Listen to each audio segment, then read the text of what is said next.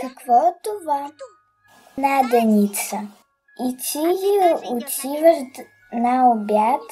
Не, още не мога да обядвам, защото още не съм закусвал. Искаш ли да изядем тази наденица заедно?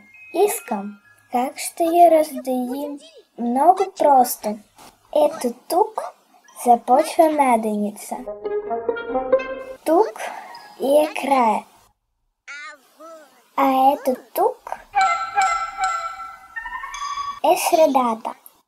Аз ще започна да ям от началото, а ти от края. Не, по-добре аз от началото, а ти от края. Ще се срещнем по средата.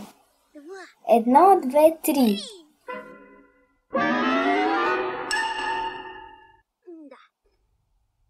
Много бързо се срещнахме.